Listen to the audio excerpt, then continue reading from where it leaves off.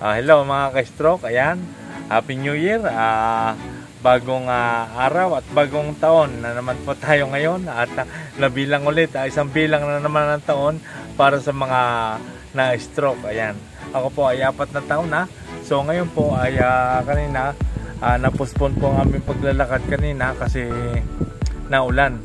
So ngayon ipapakita ko naman sa inyo ang mga ilang exercise na para sa paa na katumbas na rin na naglakad ka ng malayo, at depende ito sa inyong repetition. So kung bago pala po sa akin channel, please subscribe at nyo na rin i-like at i-hit nyo ang notification bell para updated tayo sa mga video na lumalaban sa stroke.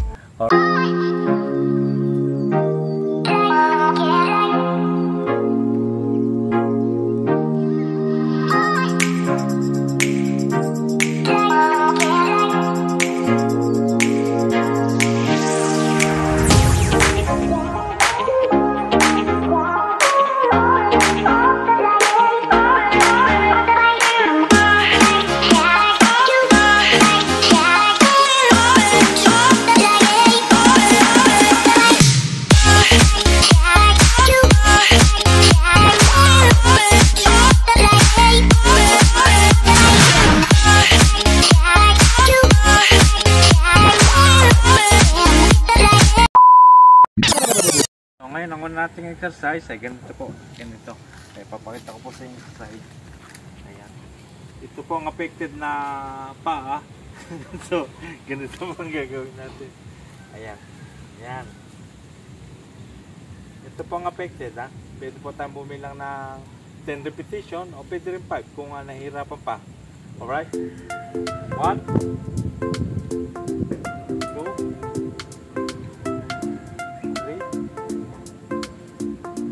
4,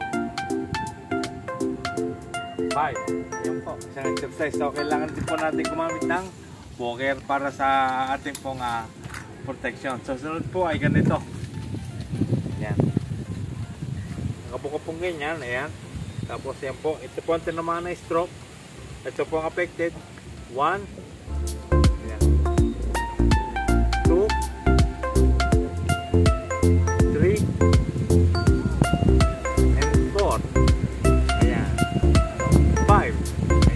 pwede pong gawing 10 repetition. Ayan. Tapos sunod po ay tatas natin ang tinamaan ng stroke. Ayan. Ito po ang tinamaan ng stroke. Ito po ang affected body. Ayan. Ganito po. Tatas po natin. Ayan. 1,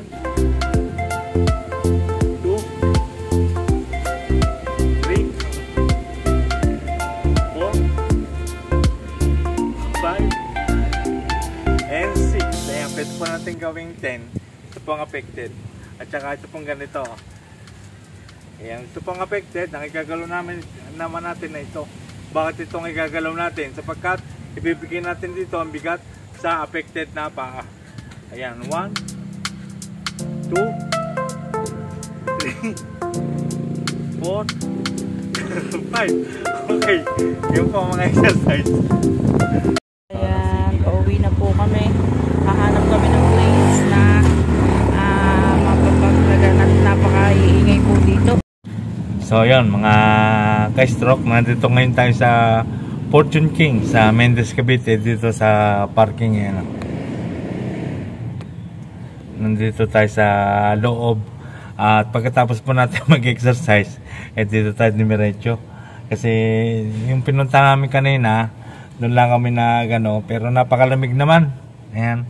Pero yung mga exercise na pinakita ko kanina, ayun ang katumbas noon ay yung naglakad ka na malayo, pero depende yon sa yung repetition na pag-ulit doon sa mga step na pinakita kong exercise ay talaga napakabisa noon sa paa. So mga ka-stroke, nagpasya na po ako sumunod sa aking magina at sinubukan ko na rin maglakad sa loob ng grocery store. Ayan, so habang hinahanap ko sila ay din ako nakapag-practice na rin tayo maglakad. At dito ito sa grocery store. At boom, nakita ko na nga ang aking asawa na paikot-ikot dito sa grocery store na hanggang ngayon wala pang napipili at wala pang nabibili. Kaya naman okay lang sa akin na magpaikot-ikot kami rito dahil napapractice ko ang aking paglalakad. Lalo sa 1 oras ang aming tinagal dito sa paglalakad. Pero pabor na pabor sa akin yon kasi na-exercise ang paa ko. Kaya nga lang, sa paglalakad namin ay meron kakaiba ako naramdaman. Ako ay matatay na. Abay, tagal naman ang aming paglilibot dito ay halos katumbas na rin nilakad namin ang Mendez Cavite hanggang Quezon City. Kaya nais muna namin magama na mag-TikTok muna na mag-TikTok dito sa loob ng grocery store.